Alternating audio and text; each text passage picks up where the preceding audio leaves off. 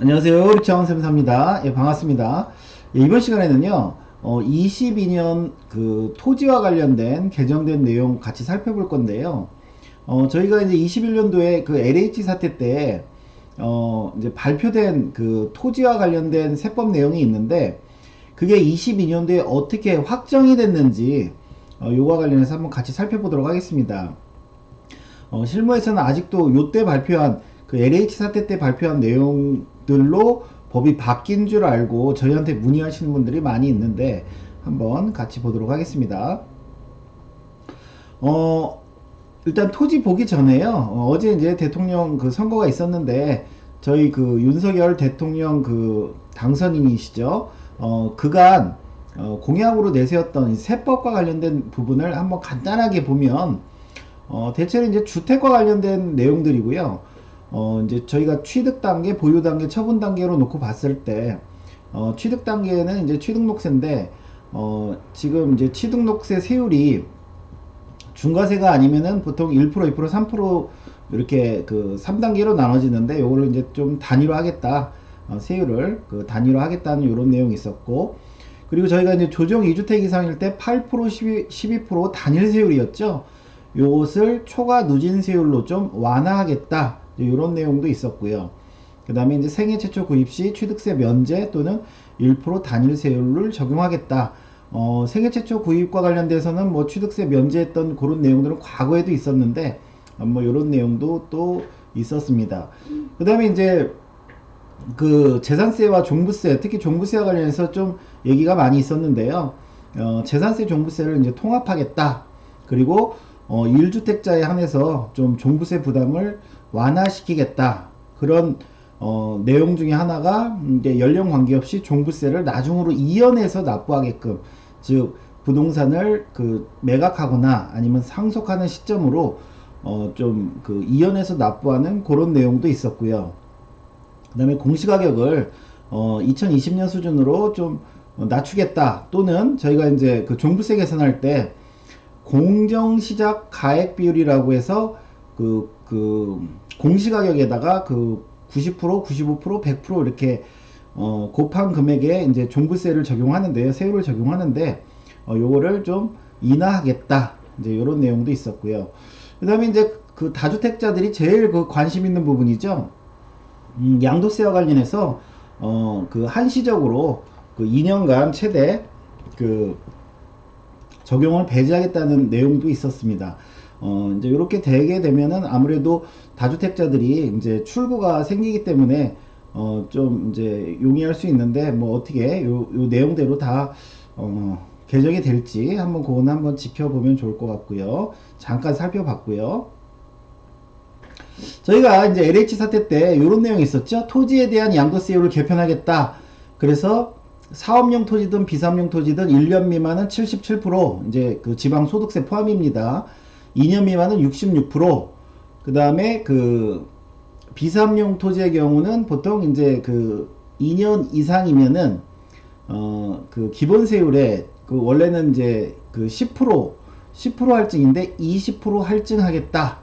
이제 이렇게 안이 나왔었죠. 예, 그래서 이제 이렇게 되면은 이제 큰일 났다라고 생각했는데, 사업용 토지도 마찬가지입니다. 1년 미만 77%, 2년 미만 66%. 근데 결과적으로 이거는 이렇게 바뀌지는 않았죠. 그래서 지금 그 현행 기준대로 1년 미만은 그냥 지방소득세 포함해서 55%, 44%, 그 다음에 비사업용 토지의 경우는 10% 할증. 그리고 보통 이제 1년 미만이나 2년 미만일 때요. 여기 이제 그 55%, 44%인데, 만약에 그 비삼용 토지라면은 그 누진세율의 10% 할증한 거와 비교해서, 이 1년, 2년들은 둘 중에 큰 걸로 가게 돼 있습니다.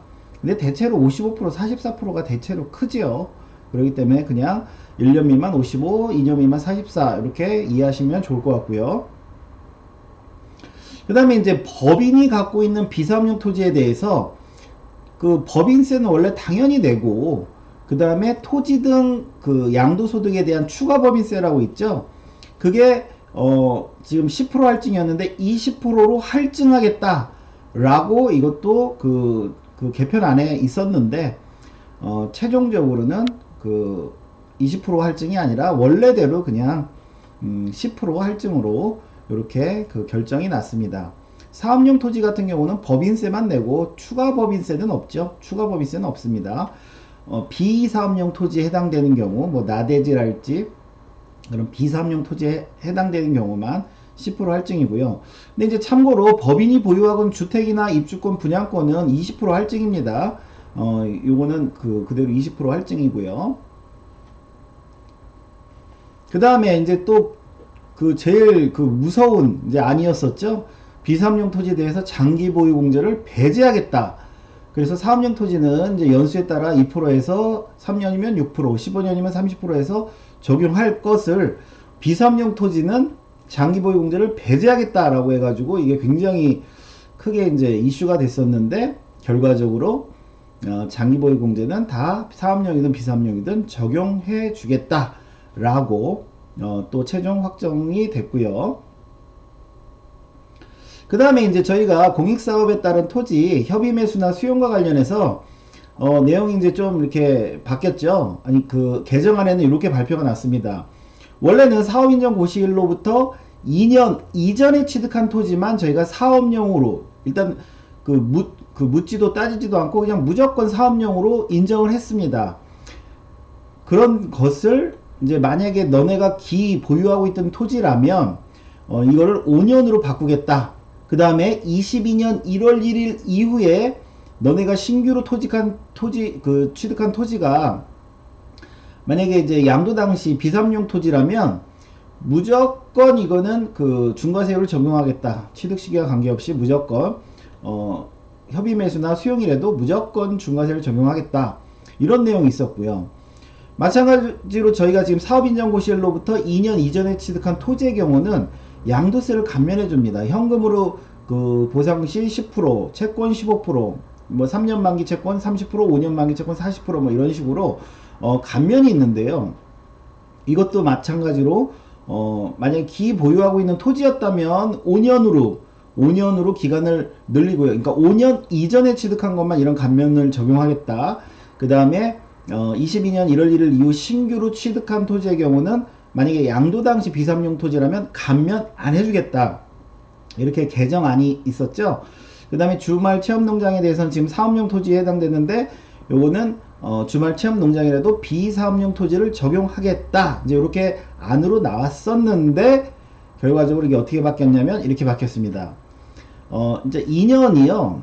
21년 5월 4일 기준으로 21년 5월 4일 전에 사업인정고시가 난 거라면 기존대로 사업인정고시일로부터 2년 이전에 취득한 토지는 사업용으로 볼 것이고 만약에 21년 5월 4일 이후에 사업인정고시가 난 거라면 그때는 사업인정고시일로부터 5년 전에 취득한 토지만 사업용으로 보겠다. 이제 이렇게 최종 이렇게 확정이 됐고요.